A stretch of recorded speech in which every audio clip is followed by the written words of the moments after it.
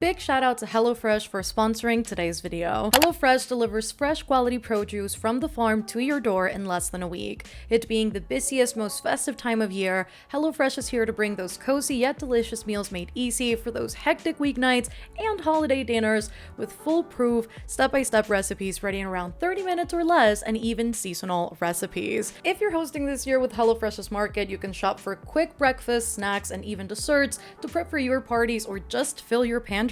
They work with your schedule too, so the plans are super flexible. You can change meal preferences at any time and change your delivery date to fit your needs. HelloFresh offers veggie, family-friendly, and fit and wholesome meals to make it easy to eat at home without giving up the flavor, with pre-portioned ingredients that mean less prep time and an easier cleanup. As you can see this time around, I made some zucchini and tomato flatbreads, and they were out of this world. You can go to HelloFresh.com and use code MelReads18 for 18 free meals and free shipping.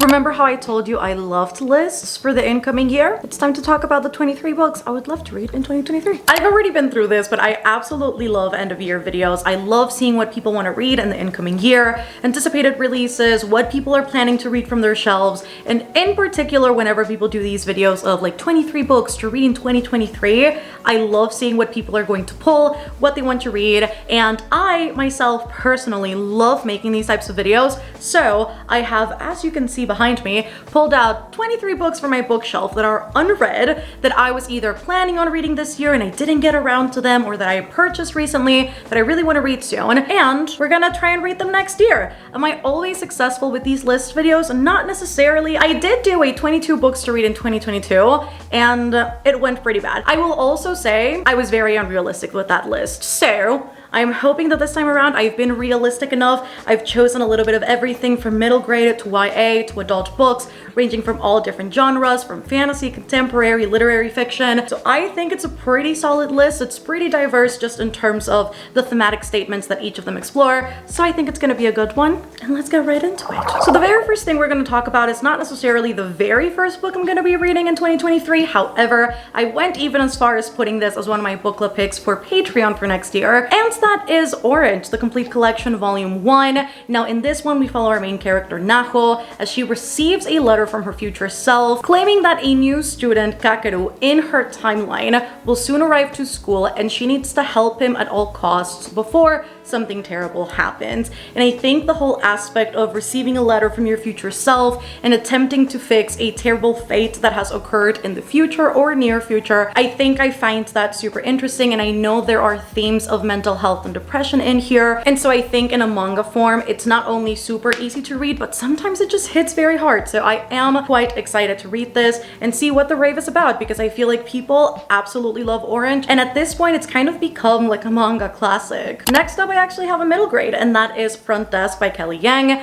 Now I'm super excited to read this. Again, another book that I've been meaning to read for a really long time and I keep putting it off. This is a contemporary middle grade, and we follow our main character Mia and her parents, who are immigrants, as they clean and tend to a motel. And what the owner of the motel does not know is that Mia's parents actually hide immigrants and they provide shelter for them. And the last thing they would want the owner to find out is that they're doing this because it's very much against the rules, it's against the law. And so I know I run the potential of crying with this one. I've heard really wholesome things, and I feel like everybody I know that has read either this book or the entire series has absolute gorgeous things to say about this. Now this is a bit of a longer series to start next year. However, I'm not too concerned, just because even if it's a still publishing series, the books are quite short, and that is the Wayward Children series / Every Heart a Doorway by Shannon Maguire, particularly the first book, which is the one I own and have yet to read. And I love Shannon Maguire's writing. I absolutely fell in love with Middle Game, as you guys know, one of my favorite books of all time. And not only is she Shannon Maguire, she is also Mira Grant. So Into the Drowning Deep is also Shannon Maguire, which I absolutely adored as well.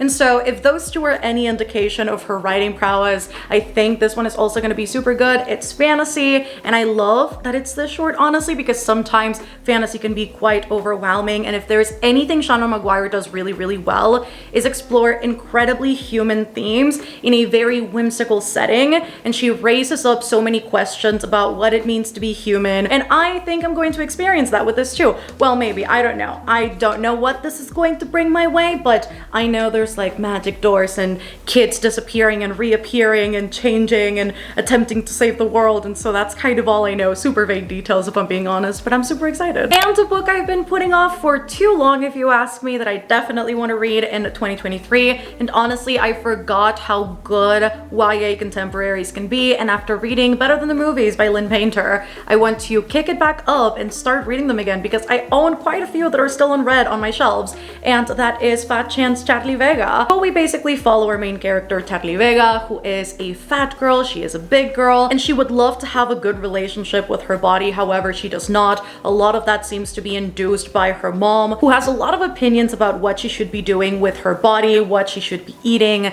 etc, etc. And so she is on this journey of self-discovery and trying to find a balance within herself, and it all gets even more convoluted according to the synopsis when she starts casually dating and seeing one of her classmates, but then she finds out that this classmate asked out her best friend first, and then she starts questioning the entire reason as to why she was asked out second. Is it because of the way she looks? Is it because of who she is? And she is here to show everybody exactly who she is, exactly what she stands for, and that she should never come second to anybody, especially not when it comes to the realm of looks. See, for this next one, I feel like I've got no excuses now and all the pressure, because not only do I now own the first book, but now I own the entire trilogy because I decided to buy the Fairloot edition. This is not the Fairloot edition, but it is still the first book in the series, and that is The Gilded Wolves by Roshani Shakshi. Now, I have attempted to read Six of Crows one too many times.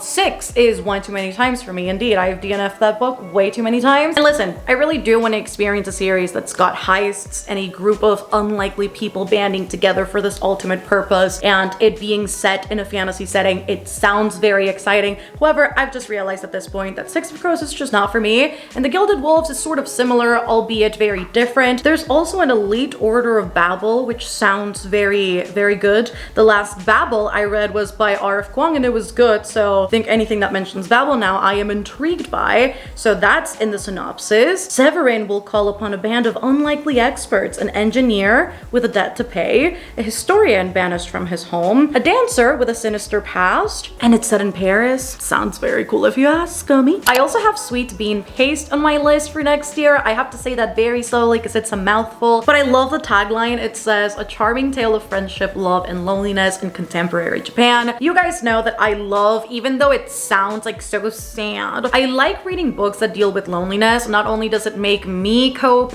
with my loneliness in various different ways, but it's also just a reassuring thing to know that even if it seems like you're on your own with this particular subject matter, the reality is that a lot of people are experiencing this at the same time.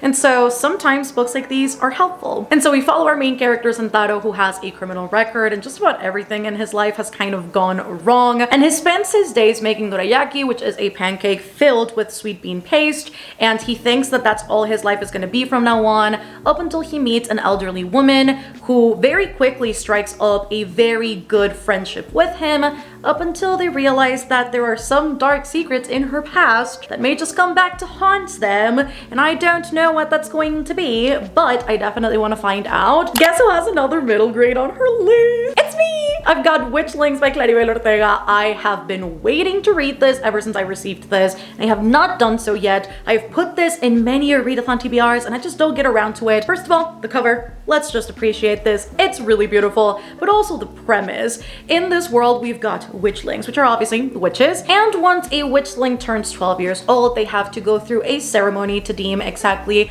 which house they're going to be placed into. However, our main character, hoping to be put in the same house as her best friend, ends up being put as a spare, which is a witchling known to have lesser powers. And the only way to get out of the situation is to go through an impossible task, which she propositions because she's like, I have to do this because I don't want to be a spare. Except that if she fails, she will become a toad. It looks so cute. This was one of my most anticipated releases. When did this come out? Did this come out this year or last year? I can't even remember anymore. Is this 2021 or 2022? Oh, yeah, it came out this year, so I'm not not doing that bad. But that is Only a Monster by Vanessa Len. Follow our main character who has to move to London to live with her mother's family, except that she goes there, she finds out like they're all monsters, and that the guy she is canoodling with or like falling in love with or dating, whatever the situation is a hunter. And if you ask me, that sounds like a little bit of trouble. And if there is anything I love, it is trouble. It's also raining right now, so if you can hear the ASMR, welcome to my ASMR room. This next book is one that I don't know a lot about, beside what everybody uses as like the pitch slash selling point, and I personally love that, and that is all I need to know. This is also going to be one of those series that I am going to read along on Patreon next year in the Lou Phantasma Book Club in collaboration with Liv, so it's going to be super fun to be reading. It's Gideon the Ninth. Now, I'm very excited about this because I have heard that the politics in this world are amazing, that the action scenes in this are amazing, and not only that, but it features like lesbian necromancers in space, and I think there's also like polyamory in this one. Bring it all on. This is my regular, oh my god, I was like, what is that? That's the rain. That scared me. Anyways, this is the regular copy. I do have the Alonacrate set, and let me tell you, those edges are beautiful. Without Gideon's sword, Hero will fall and the ninth house will die. Of course, some things are better left dead. I think I'm a little bit too excited about this now. Piranesi is also on my list for next year. I feel like I'm a little bit late to reading this because I feel like when it came out, everybody was reading this and loving it and raving about it. But realistically, when I was looking at my list, I was like, I want books that I've been meaning to read for a while, 1. 2, books that I've been wanting to read as recent, and 3, books that are short. And Piranesi qualified for all of those things. So in this book, we've got Piranesi and his house that he loves to explore, and every day it is different. There's labyrinths and rooms changing and oceans appearing and disappearing. However, there's this other entity that is literally called the Other. And what exactly does he need to do? The Other visits Piranesi twice a week and asks for help with research into a great and secret knowledge. Ooh, but as Piranesi explores, evidence emerges of another person, and a terrible truth begins to unravel, revealing a world beyond the one Piranesi has always known. But listen, I really have heard amazing things about this one, and I feel like the people that I really trust with their reviews have not said anything negative about this, and I will trust. Is Mel starting The Expanse in 2023? Maybe. But I am putting Leviathan Wakes in here because I've been meaning to read this for a hot second,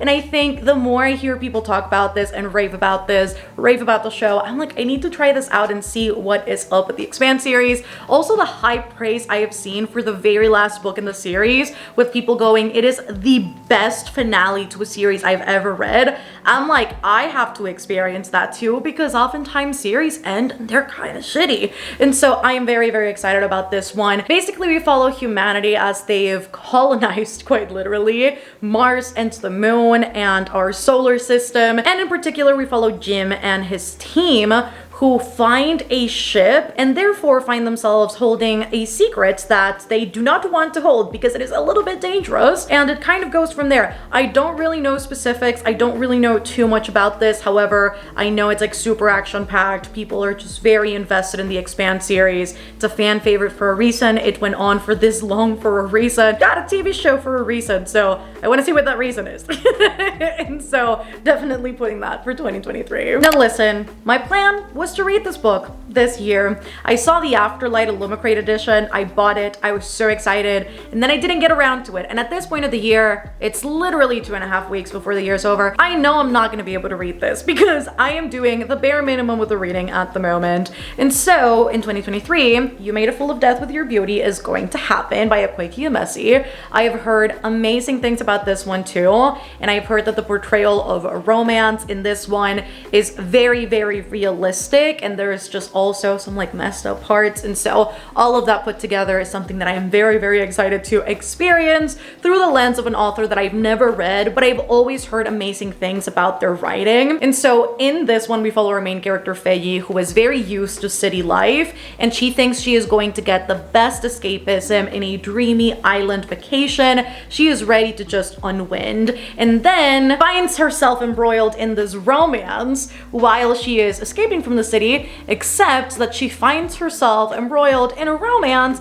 with the last man she should be getting entangled with. And I do not know who this man is going to be, but I am ready to find out because it sounds Good. I recently hauled this book and I am very excited to read this. I'm hoping to read this honestly in January. I'm not gonna lie to you. That is Dialect for Aunties. I'm super excited about this. I know I said this in my birthday haul as well, which is where I showed this book for the first time, but we know the tías, okay? Las tías siempre están ahí. They will meddle, they will rescue, they will help, they will do whatever they have to do. And so in the landscape of this book, you've got one accidental murder in a 2,000 guest wedding, and then you factor in the 4 meddling tías in the equation. I think it sounds super cool. And there's also a potential generational curse upon this immigrant Chinese Indonesian family. I think it's all a recipe for success if you ask me. Another one that I was intending to read this year, and I have the physical and I also have the audio because it's narrated by Will Smith himself, is Will. It is Will Smith's autobiography. It is full of images as well, and I am just really excited to read this and listen to the audiobook. I love when audiobooks are narrated by the authors. Think in particular, obviously, because it's an autobiography, it tends to be narrated by the authors themselves, and that is quite an experience in my opinion. I love every second of it, and this is one that obviously for many a reason people have absolutely fallen in love with, and it seems to be full of just words of wisdom and great advice. And so I am very excited to read this next year. You guys know I also read Half a Soul this year and I absolutely loved it. Unfortunately, I didn't love the second book in the series as much as I loved the first one, but the third one I am hoping will be a good one. This is Long Shadow by Olivia Atwater. I don't know if this is supposed to be like the last book in the Regency fairy tale series or if there's going to be more, but so far there are only these 3 books out. And so if it is the last one, look at me finishing a series. If it's not the last one, look at me being caught up with a series. And this is one of those books that I'm even thinking about squeezing in before the year's over. Don't know if that's going to be possible, but if I do, look at me doing a head start. As always, I like to go into these books blind and sort of know the bare minimum, but we know, as always, it's set in a fantasy world, but it's very cozy fantasy. It's nothing where the magic system is too done up. It's nothing overly complicated. It's obviously very Regency, very romantic, very whimsy, which I very much love. The depiction of the Fae in this are absolutely fantastic. And this one features, I believe, a sapphic romance. And so in this one, I can't wait to see what Olivia Atwater is going to do with a queer couple. I think it's gonna be super cool. Are we ready for a chunker? Because this one's big. And that's the Mindfuck series by St. Abbey. This is so long, but also this is 5 books. Like, this is not just one. Honestly, I think the fact that this is obviously a bind up is gonna make it really easy to just fly through the entire series and get another series done next year, which is one of my goals, is to start and finish series if possible. I've heard really good things about this. I believe this features like a serial killer and like a detective. I don't know. It says romance with a stabby twist. I don't really know too many specifics, but I know this is one of those series where people start reading it for the shits and giggles, and it's kind of bad at first, but then the more you read it, the more charming it becomes just based on what I've heard, and it seems to be a lot of people's favorites now. So we'll see what I think about this, but I've owned this for quite a bit. A book that I got on ebook format a few months ago, I started it and then I didn't finish it, but I was quite enjoying it, is Daughter of No Worlds. Now, I got the physical because I think having the physical and having something to hold while also having the ebook is going to really help me push through and finish this. But I have seen this all over my TikTok and honestly it looks quite good. It is a fantasy. It's got like a trainee, hate to love romance, which I absolutely adore. And so basically, in order to destroy her old masters, our main character pledges herself to the order. The order assigns her to a trainer named Max, who needs to help her in her journey in order to achieve what she is promised to do, which is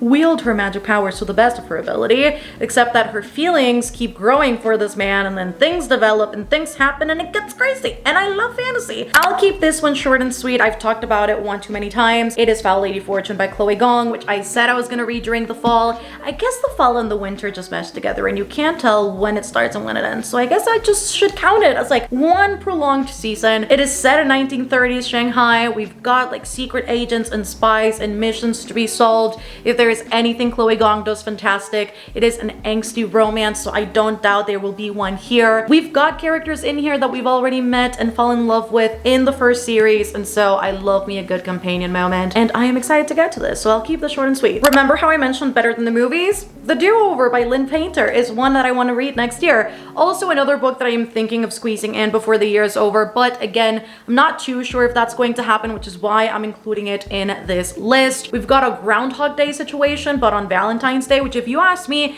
it's kind of nightmarish.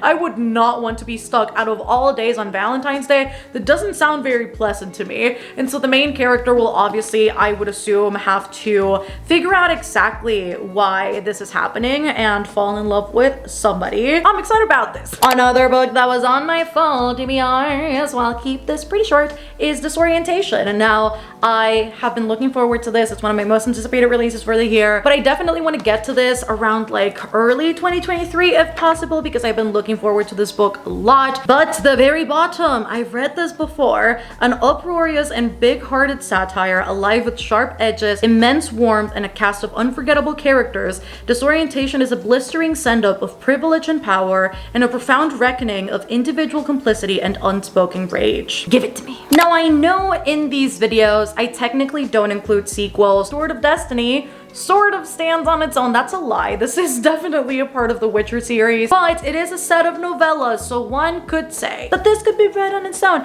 Maybe that's a lie. I actually don't know, but I have been saying for the longest time that I want to read this book. I want to read it. I want to experience it. I want to move on with the Witcher series and keep reading it. However, I just find this book super intimidating. Don't ask me why. Then I go back and forth and toy with the idea of like, should I reread The Last Wish? Should I go just immediately into this one? But then I feel like if I reread The Last Wish, I will literally get stuck again, and that's not where I want to be. However, another set of Witcher novellas is where we're at for next year, and honestly, if I could just finish the series next year, that would be awesome, because I own all of them. I definitely need to get the audiobooks for all of them though, because I did listen to the audiobook for The Last Wish, and the audiobook, don't even get me started on the audiobook. Don't even get me started. Kingdom of Bach by Mary Lou. Now, surprisingly, maybe to some of you, I have never read a Mary Lou book.